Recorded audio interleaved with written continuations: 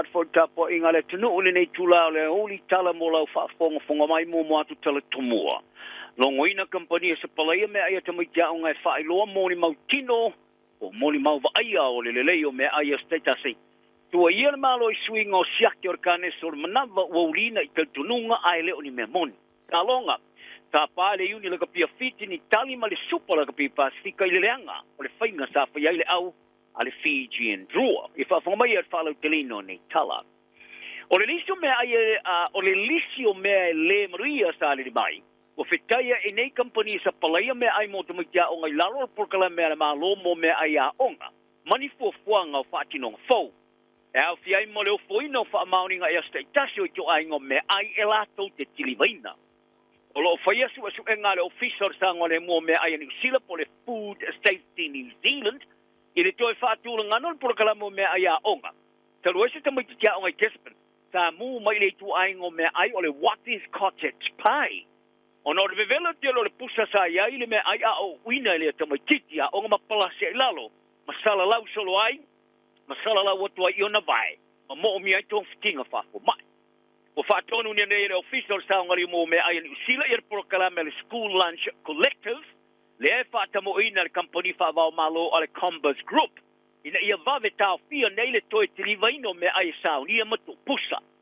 O se vaengo nia ongo wala tu whamtaleina whawhi tau li pusa mea ai unga e mu. E au fiai mo se tasi o aonga sa whaonga ina ia tō tingi lima e whaonga i tonga la au. E ui nai nei mea ai vevela tele. O se isi a onga sa lipo tia i aunga ua mu mali suava i ai tonu mea ai. Sa longo ai ana matanga luenga wa onga de porkala me le checkpointer le Johnny Sila whapea. Sa luai atu ngarunga e winga le tūlanga o le tau tua ua iei nei. I se ngasa senga, i le mana o mia le o li poti o whatinonga o le lelei o le tau tua. Wa tāpai fo i kampania sao ni ne me ai lo mia ina i aspectasi. Ia wha mauninga vaia o le lelei o i tu aingo me ai sao nia. Tei me tili vai, whapea ma me ai e mai mau. Ai o le teminei o le isti kampani sa whaakone kalateina le Compass Group, e sa palaya me ai mo te maitia onga, o whaatino ina nei ngā se senga mo le tapunia po le liquidation. E se whaamatalanga sa whaari ai ar kampani to mooti, e sueina tusi ar kampani a le Deloitte. O le kampani a le Libel Group, i au kilani, o tapunia le tae o nei. Whaari a le Deloitte, o le kampani sa whaakone kalateina le Compass Group, e sa palaya se lau luas puli maafeo mea ai moa onga espektasi. O se vaenga o le prokalame le malo, mo se palaya o mea ai mo le ola malo loino te maitia onga, le ka ora, ka ako healthy school lunch. Wa tua iar whai ngā malo New Zealand i le osti taulanga i olo tangata. Ono te tununga ma mafau whaunga, ideology. I le tolo ia leo sia ke whai ar ka nesol manava for bowel cancer screening, moto te maori ma le Pasifika ma i le limasfuru waktusanga, o ma tua. Pali ia e fo mai Pasifika o le whai unga le li ministar so i fo maloloina Simeona Brown, e whai a siakti morkanisa mo le manava au Norma Spatongi, i le mātutua limas ma le waktusanga mo tanga tani sila oma, o whaasanga te wai wha maumaunga o suenga ma mori mau. O Sir Dr. Colin Tukui Tonga le soa whatonu, o le no fuanga mo so i fo maloloina le Pasifika ma le ke lope le University o Kilani. O i whalia, o suinga o ai inga whaatino mo le mātutua e whai e stiakti morkane son manava, o se whai unga e leise at the mai, o e se se tele. Ai a tā wai, o se tonga whainga, e mawai palota.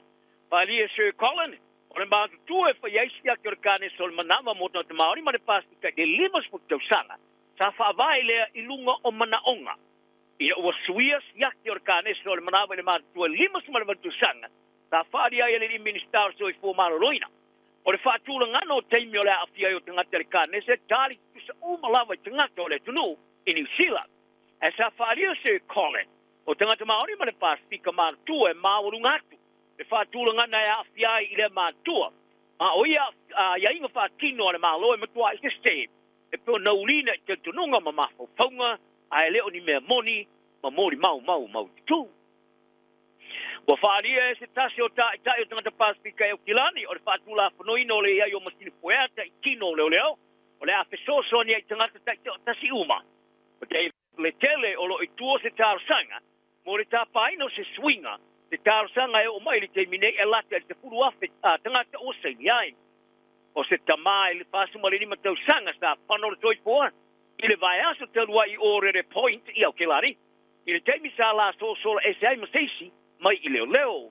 O whaastala ta mu matue ta matapungia. Ina o whanaina leo leo se whana whaawila ma le whana whaatingi mata. Ina ua ia wha amatauina ia leo leo ma ia uwina ia le limo leisi leo leo. Whaalia ele kele o le whaangaino masiri pueata I kino leo leo o se ai tia lelei. Ma ia tia wai o le whaangaino nei masiri pueata o le ngata mo le saunga le mu ma le whaasinonga mo tanga ta uma. O whaatuma wai fo I le saunga le mu o leo leo. Le aingo lea tama ua maliu e whaamautui Australia. Wala tau tua ia leo leo I whaolima I amatue I le teimi o lefte na inga ma leo leo. Lea tārsanga o tā pai nai suenga tuma o te whaia I lea whala beloved. I tā longa o le asu ina le laka pia Fiji le mata upisa whaamalo si alo laka pia le Fijian Drua. E malanga I tua le loli la uta iau kilani. Au anga I atu mo le latu tā longa ma le Hurricanes. Le tā amarasanga supa laka pia Pasika le tolu astulu ai. O le te fono le fono whaatonu o le laka pia unia Fiji John Sunday. Ta ia longa le leitori sila Pasifika. O le mesa atu po mai e le teriena. O ia tā wai e manao e vai I ungo sesa I lilinga le supa laka pia Pasifika. Ma maua ai le mea tonu a totoa. Paria Sunday, o le a whaia fo iai le lato suenga ina ia mana malamai, ma fo anga sa tupu mai ai le whaale tonu, ina ia awai nei toe tupu mai. E peo na awina mō mua tuai a tātou tala, o le vevesi sa li mai, ina o taunu mai le awa le drua, I le malai valele, a ele o iei se pase whatalia I lato e momori ai le whale tari malo. Moni muriane mai lo ai o le se seo company pasti I le pongai.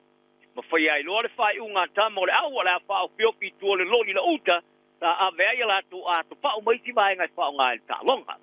O le ovisa silo le socio tamata alo la kapi pastika ia hale ti pole, ta ia whaalia fo ilona whate ia, ina ua iei loa le mesa kumai I tamo le awa le drua.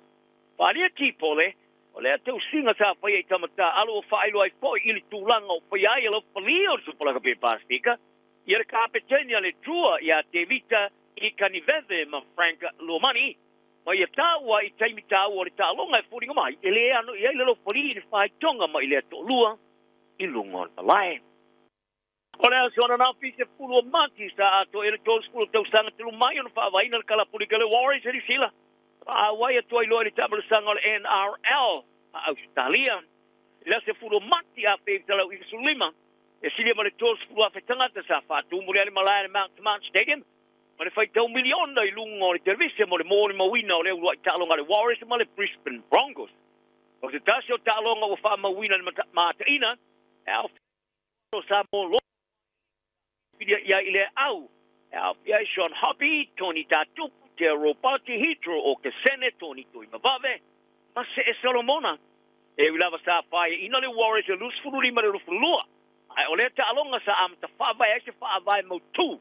Mo le au e tase New Zealand, e au iai le tāmur sanga le NRL, le o tō tele tamawhana usa mo o whirwhilia iai. E o mai lava le teimine e le imanu malo le Warriors e le Champino le NRL.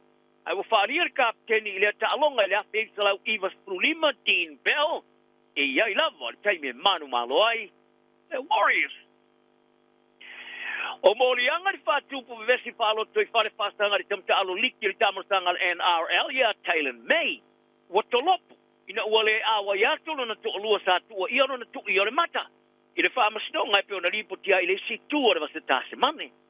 E whaono ona tau fia o ia leo leo te tono le lusu whai tula, halu manai lona tula I muni nei I lumor whaamastonga.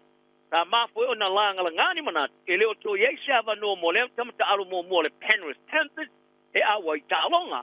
Ai muni ane solo ia le mata upo mana whaamastonga. Ta te ena mei le monio morianga I so tanga ma le whātu vevesi whāro te whale, I le whaolima, ma le lua morianga le tau muri pole stalking, ma le whaamatau I tusai ma se vevesi sa tua iai, ia aprila, ma me, o tua inga e au piai ma lona tu ia o le mata, o lona to lua, o mei e tosi tau sanga sa ta alo ai mo le NRL I kala po le Panthers, ma whai ai foi masui o le tō sa mo le tamara sangari po le rangi o le luafe ma le lua. A whasa o loto le Panthers ia iulai, ina ua ia whamata uina lona suina o le klapu, I le tau mawhai e solo ia, ia lana ko ne kalate. Ia tala na ni eso. Angale leisi, stoi, oia.